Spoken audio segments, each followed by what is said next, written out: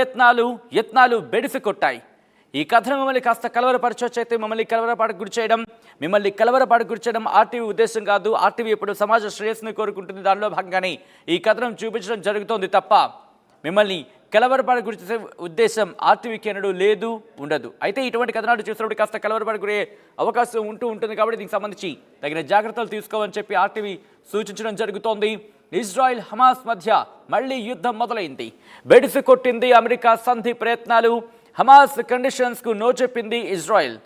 గాజాతో పాటు Hamas Hezbollah స్థావరాలపై భారీగా rocket దాడులు చేస్తోంది. దీంతో పాటు ఫిలడెల్ఫీ కారిడార్లో హమాస్ సొరంగ మార్గాల్ని టార్గెట్ చేసింది ఇజ్రాయెల్. లెబనాన్లోని హెజ్బుల్లా స్థావరాలపై బాంబుల వర్షం కురిపిస్తోంది. కౌంటర్గా నార్త్ ఇజ్రాయెల్పై హెజ్బుల్లా అటాక్ చేస్తోంది. ఇజ్రాయెల్పై వ్యూహాత్మక యుద్ధానికి స్కెచ్ గీస్తోంది ఇరాన్. సైబర్ అటాక్ ఆలోచనలో ఇరాన్ ఎక్స్పర్ట్స్ ఉన్నట్టుగా తెలుస్తోందంటే అర్థం చేసుకోవచ్చు.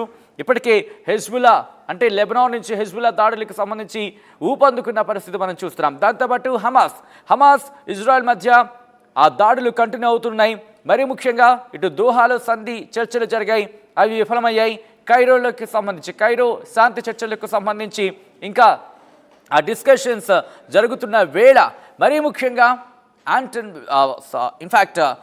యాంటనీ బ్లింకెన్ ఆయన వెళ్ళి సంధి ప్రయత్నం చేశారు. కానీ హమాస్ ఏమంటుందంటే ఇంకా అమెరికా తీసుకొస్తున్న ప్రతిపాదనలు కావచ్చు, ప్రపోజల్స్ కావచ్చు, అవి ఇజ్రాయెల్కి మేలు చేకూర్చేలా ఉన్నాయి తప్ప ఇటు హమాస్కి మేలు చేకూర్చేలా లేవంటూ కూడా హమాస్ చెప్పిన సందర్భాన్ని కూడా మనం గుర్తు చేసుకోవాలి ఇక్కడ. అయితే సంధి ప్రసక్తే లేదంటోంది హమాస్. దాడులను తీవ్రతం చేసింది ఇజ్రాయెల్.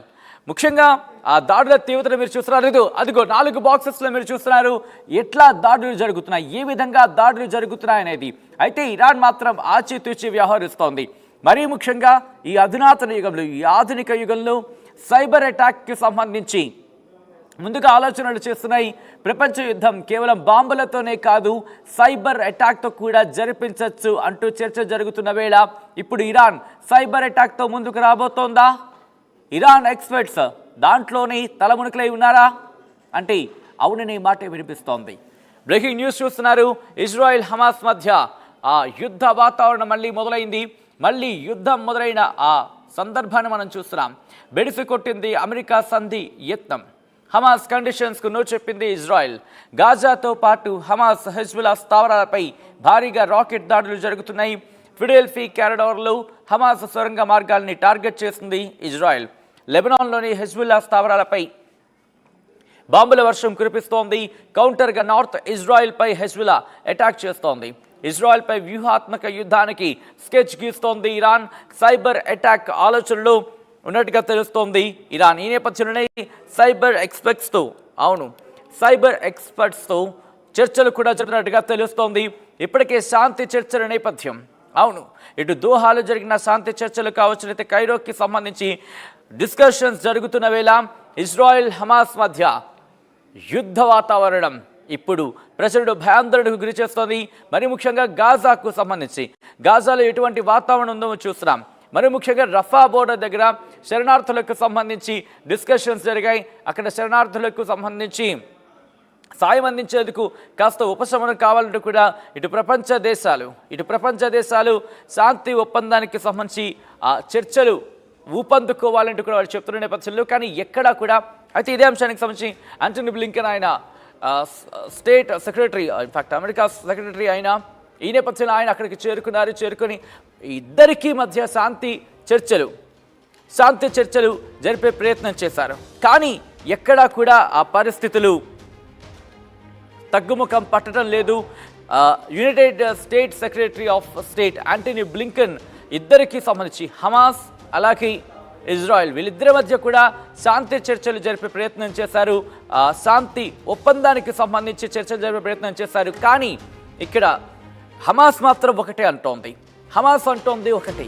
ఇటు అమెరికా జరుపుతున్న శాంతి చర్చలు ఇజ్రాయెల్కు మద్దతుగా ఉన్నాయి తప్ప తమకు సపోర్ట్గా లేవు. ఆ శాంతి ఒప్పందాలన్నీ కూడా ఇటు ఇజ్రాయెల్కి సంబంధించి అమెరికా మద్దతుగా నిలుస్తోంది తప్ప ఇటు హమాస్కి ఏ విధంగా కూడా పనికిరావు అంటూ కూడా హమాస్ చెప్తున్న సందర్భం. అయితే ఇక్కడ కైరోలో శాంతి చర్చలు ఏ మేరకు కొలుక్కొస్తాయనే అంశానికి సంబంధించి డిస్కషన్స్ జరుగుతున్న వేళ యుద్ధ వాతావరణం మాత్రం నెలకొంది. గాజాపై ఇజ్రాయెల్, దాంతోపాటు లెబనాన్పై కూడా ఇజ్రాయెల్ దాడులు చేస్తోంది. హెజ్బుల్లా కూడా ఉత్తర ఇజ్రాయెల్ మీద, నార్త్ ఇజ్రాయెల్ మీద దాడులు చేస్తుందంటే ముప్పేట దాడి సిద్ధం కాబోతోందా ఇజ్రాయెల్ అంటే దాదాపు అవుననే మాట వినిపిస్తోంది.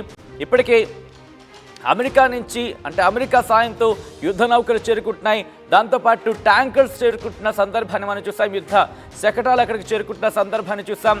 ఈ నేపథ్యంలో మూడో ప్రపంచ యుద్ధం, మరి ముఖ్యంగా ఇరాన్ ఇజ్రాయెల్కి మధ్య ప్రపంచ యుద్ధం తలెత్తితే కనుక ఏ క్షణాన్నైనా తలెత్తితే వాటిని ఎదుర్కొనేందుకు ఐరన్ డోమ్ సిస్టమ్ని కూడా మరింత పటిష్టం చేసుకున్నట్టుగా తెలుస్తోంది. ఎందుకంటే హమాస్ దాడుల నేపథ్యంలో ఐరన్ డోమ్ వ్యవస్థ అంత మేరకు అంటే అనుకున్నంత మేర పనిచేయలేదనేది ఇజ్రాయెల్ భావిస్తోంది. ఈ నేపథ్యంలోనే తన ఐరన్ డోమ్ వ్యవస్థను, ఎందుకంటే ఎటువంటి రాకెట్లు వచ్చినా సరే గాల్లోనే పేల్చగలిగే సత్తా ఉన్న ఐరన్ డోమ్ వ్యవస్థను మరింత పటిష్టం చేసుకోవాలని చెప్పి ఇక్కడ ఇజ్రాయెల్ భావిస్తోంది.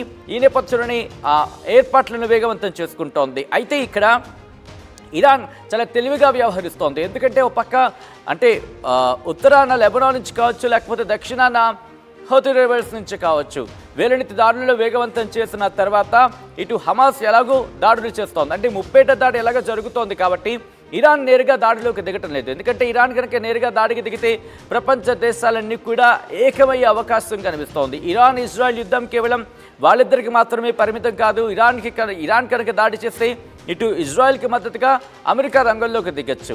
అమెరికా రంగంలోకి దిగితే కనుక ఇటు ఇరాన్కి మద్దతుగా, ఇజ్రాయెల్కి మద్దతుగా అమెరికా రంగంలోకి దిగింది అనుకుందాం, ఇరాన్కి మద్దతుగా రష్యా, చైనా రంగంలోకి దిగే అవకాశం ఉంటుంది. సో ఇవన్నీ కూడా ప్రాణ నష్టం, ఆస్తి నష్టం, ప్రాణ నష్టం కలిగిస్తాయి. సో వీటన్నిటిని బేరేజ్ వేసుకుని అమెరికా రంగంలోకి దిగింది. కానీ హమాస్ ఎక్కడ కూడా ససేమిరా అంటుంది, శాంతి చర్చలకు ఒప్పుకునేదే లేదంటూ కూడా, ఇన్ఫ్యాక్ట్ అంటూ వెళ్ళినప్పటికీ కూడా కండిషన్స్కి మాత్రం ఒప్పుకోవటం లేదు, ఎక్కడ తగ్గేదే లేదంటోంది.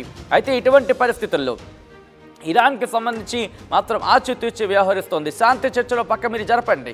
అలాగే ఇరాన్ ఎలా ఆలోచిస్తుందంటే ఆధునిక యుగం, అధునాతన సాంకేతికతను ఉపయోగించుకొని సైబర్ అటాక్ చేస్తే కనుక, ఎందుకంటే ఇప్పుడు రక్షణ వ్యవస్థ అంతా కూడా సైబర్ సిస్టంలోని, మరీ ముఖ్యంగా డ్రోన్ సిస్టంతో దాడులు జరుగుతున్న సందర్భాన్ని చూస్తున్నాం. కాబట్టి దాంతోపాటు rocket launchers what ever it may be, ఏదేమైనప్పటికీ ఇటు అధునాతన యుగం అంతా శకటాలు కావచ్చండి టెక్నాలజీ బేస్డ్గా వెళ్తున్నాయి. కాబట్టి ఇటు సైబర్ అటాక్ ఆలోచనలో ఇరాన్ ఉన్నట్టుగా ఎక్స్పర్ట్స్ భావిస్తున్న పరిస్థితి. ఇదే నేపథ్యంలో ఇరాన్ ఎక్స్పర్ట్స్ సైబర్ అటాక్కి సంబంధించి ఎటువంటి ఆలోచనలు చేయాలి, ఎలా ముందుకు వెళ్ళాలనే అంశానికి సంబంధించి కూడా పరిగణలోకి తీసుకున్నట్టుగా తెలుస్తోంది. ఏం జరగబోతోంది? Israel, Hamas, Hezbollah, Houthi. అవును, హమాస్, హెజ్బుల్లా, హౌతీ వర్సెస్ ఇజ్రాయెల్గా మారిన వ్యవహారంలో ఇరాన్ సైబర్ అటాక్తో జాయిన్ కాబోతోందా, లేకపోతే నేరుగా రంగంలోకి దిగబోతోందా?